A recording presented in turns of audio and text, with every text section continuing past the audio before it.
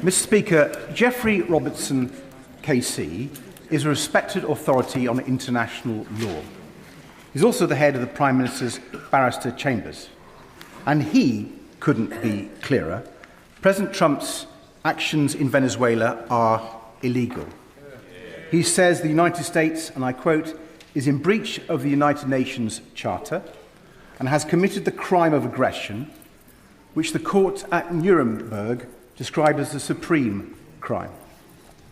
Does the Prime Minister agree with his old mentor, or has he got it wrong?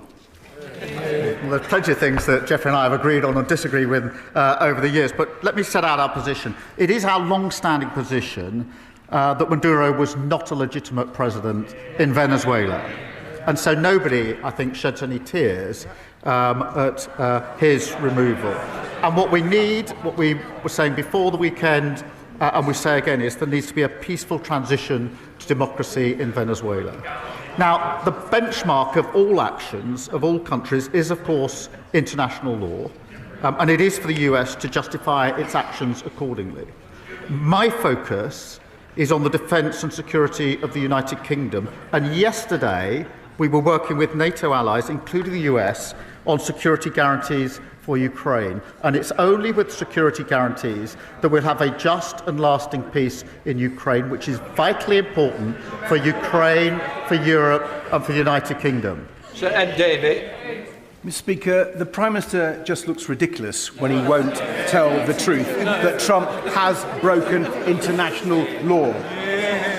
But turning to Donald Trump's next target, the Prime Minister was right to give the Danish Prime Minister his backing over Trump's threats to annex Greenland, and I welcome his joint statement with other European leaders.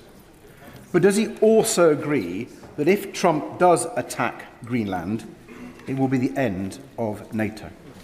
And given that frightening possibility, does he accept that the UK needs to increase defence spending more quickly than currently planned and build new alliances with reliable nations? Mr. Speaker, let me be. The Greenland issue is obviously very, very important. I thank him for raising it. The future of Greenland is for Greenland and the Kingdom of Denmark, and for Greenland and the Kingdom of Denmark alone. And yesterday, he will have seen that I put out a statement to that effect, along with fellow allies in Europe. And of course, NATO is hugely important, the single most effective and important military alliance the world has ever known. He keeps encouraging me to sort of tug away at parts of NATO and to choose between Europe and the US. That would be a strategic mistake for our country. And yesterday we were working with our NATO allies, including the US, our NATO ally, on a just and lasting peace in Ukraine.